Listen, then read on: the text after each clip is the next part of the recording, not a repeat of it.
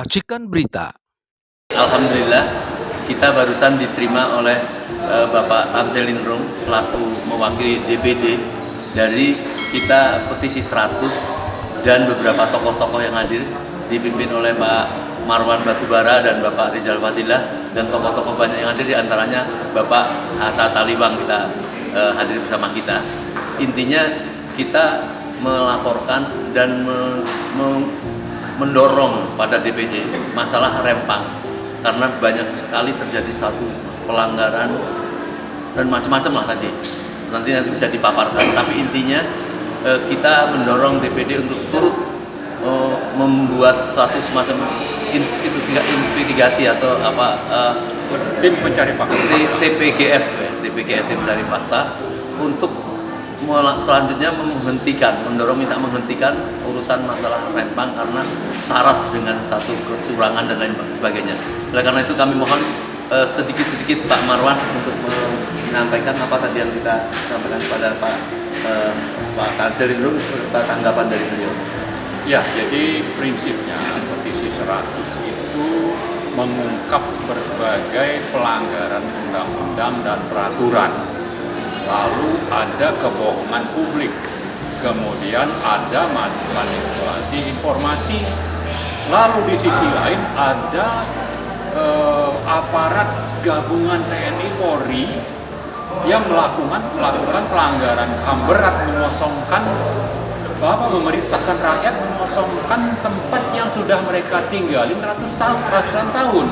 Nah, atas dasar ini maka petisi 100 sudah menuntut supaya tuntutan ini disuarakan oleh DPD, yaitu pertama batalkan proyek Rempang Eco City, kemudian proses pemakzulan Jokowi, kemudian proses hukum para pejabat lembaga dan kementerian, ya, pimpinan lembaga dan kementerian yang terlibat dalam pelanggaran dan kejahatan kemanusiaan tadi.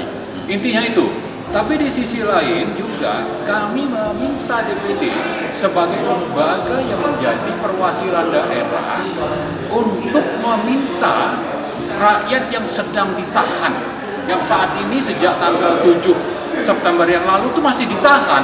Ada apa ini? Nah, minta ini supaya dilepaskan. Lalu yang juga sangat penting adalah karena tadi banyak pelanggaran hukum, banyak manipulasi informasi, kita minta DPD membentuk yang namanya tim pencari fakta.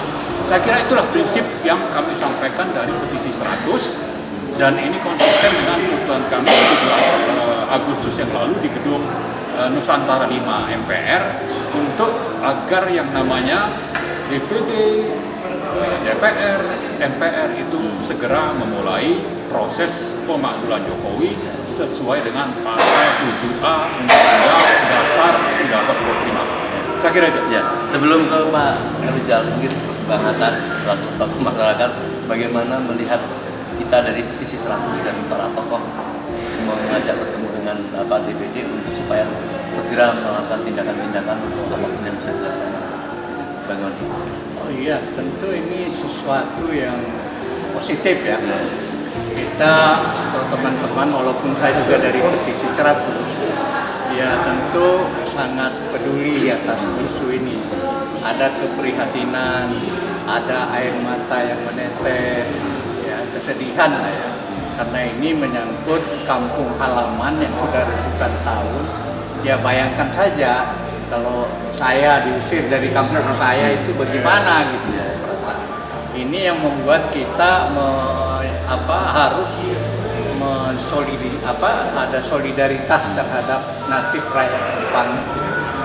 Nah, ini tentu kita berharap kepada institusi DPD RI yang merupakan lembaga negara yang bisa bersikap agar masalah Rempang ini sesuai dengan tuntutan petisi 100 ini bisa dilaksanakan. Antara lain yang penting itu batalkan atau tolak pengusiran rakyat dan sebagainya. Lalu rakyat yang sudah ditahan itu supaya dibebaskan dan lain-lain. Pokoknya kita semangat. Bahkan saya merekomendasikan agar petisi 100 ini segera datang ke sana untuk ikut merasakan langsung Jadi kita tidak hanya pernyataan saja, datang langsung ke sana supaya kita merasakan. Ya, ya. Itu saja. Ya, baik. Terima kasih, Bang. Ini terakhir Bang Rizal Fadila dari Bandung. Terima kasih Baik. Pak Saleh. Ya. Intinya bahwa di dalam kasus Rempang itu terjadi pelanggaran HAM berat, pengusiran dalam bahasa relokasi, pemindahan, penggeseran, pengosongan, ataupun penggusuran, apapun namanya, yang terjadi adalah pengusiran paksa dari warga. Dan itu pelanggaran HAM berat sesuai dengan Undang-Undang 26 tahun 2000 tentang pengadilan HAM, dan itu berbasis Statuta Roma yang memang tidak membenarkan proses pengusiran paksa. Dan paksa ini beragam, dari paksa fisik, psikis, maupun janji-janji yang tidak ditepati. Jadi menurut saya Jokowi sudah melakukan pelanggaran HAM berat dan patut diseret ke proses pengadilan HAM untuk ini. Kemudian juga melakukan kebohongan yang telah menimbulkan keonaran. Jadi keonaran terbukti sudah. Dan awalnya kebohongan, manipulasi fakta, data, gitu kan, dan berbagai lah ungkapan-ungkapan yang tidak terbukti sebenarnya. Jadi pasal 14 Undang-Undang 1/1946 bisa dikenakan kepada Pak Jokowi karena beliau lah yang memulai gitu kan, dari MOU dengan Cina yang membuat two country twin pact. Jadi begitu dekatnya hubungan Indonesia dengan Cina sampai-sampai melakukan berbagai upaya yang telah menunjukkan permen. Kemudian satu lagi adalah pengkhianatan negara, karena ini adalah bagian upaya menyerahkan gitu kan sebagian wilayah Indonesia kepada asing melalui bahasa investasi. Investasi itu hanya sarana, alat, narasi untuk hakikatnya aneksasi, itu kan penguasaan. Dan ini menyangkut keamanan negara. Karena sudah membahayakan keamanan negara, maka ini adalah pengkhianatan negara. Dan Undang-Undang pidana KUHP pasal 106 mengancam itu, itu kan seumur hidup atau 20 tahun. Jadi Pak Jokowi melakukan pelanggaran hukum yang banyak. Baik, terima kasih pemirsa.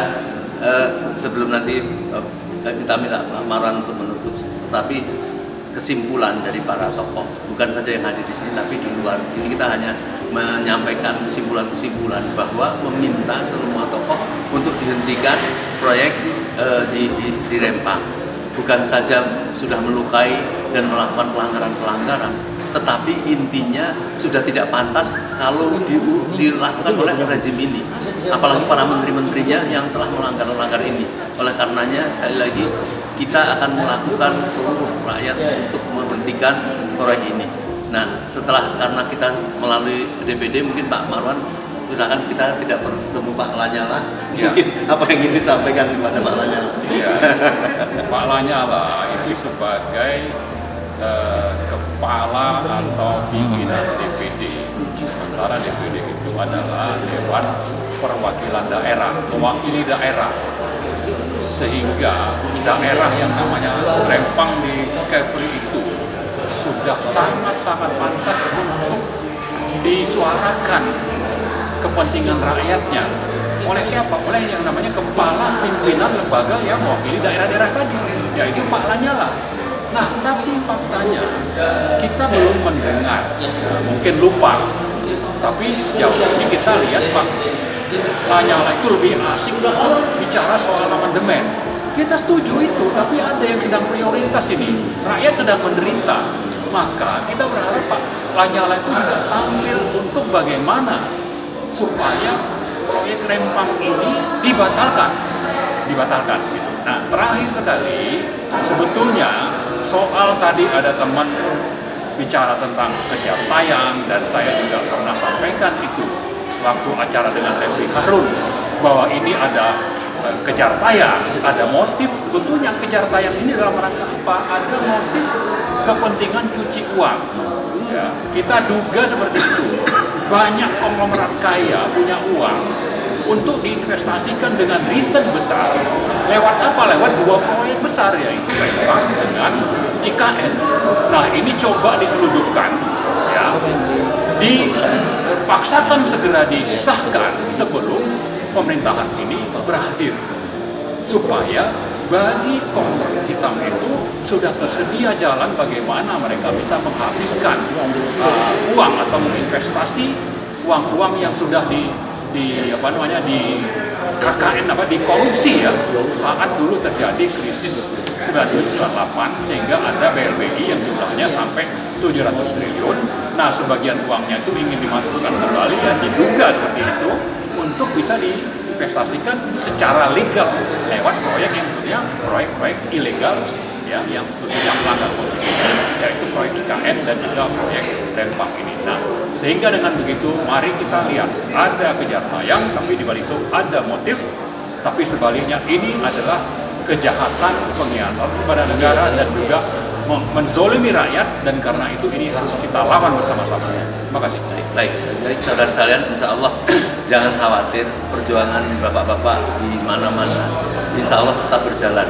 Ya, tadi sudah direncanakan bahwa kita akan bersama-sama DPD melangkah ke sana, melakukan bukan saja investigasi, tetapi membuat suatu keputusan dari sana. Intinya bukan saja menghentikan, kita minta orang-orang yang sudah keterlaluan kepada rakyat ya, itu harus dituntut. Bayangkan rakyat diperlakukan seperti kayak budak-budak diusir tanpa pengetahuan hasilnya. Ini pelanggaran HAM berat tadi, maka ini tidak boleh dibiarkan dan bukan dosa biasa ya. Dosa bagaimana seorang negara harus melindungi rakyat dan negara, tapi mempersilahkan ya, senjata lain untuk masuk ke Indonesia, ini kan suatu pelanggaran HAM berat. Ini insya Allah akan berhasil kita upayakan. Insya Allah kita berhasil dengan izin Allah Subhanahu Wa Taala. Assalamualaikum warahmatullahi wabarakatuh. Oke, Pak, selamat jalan. Baru bisa Ini salam 4 ini. Rempat. Nah, salam Rempang. salam Rempang.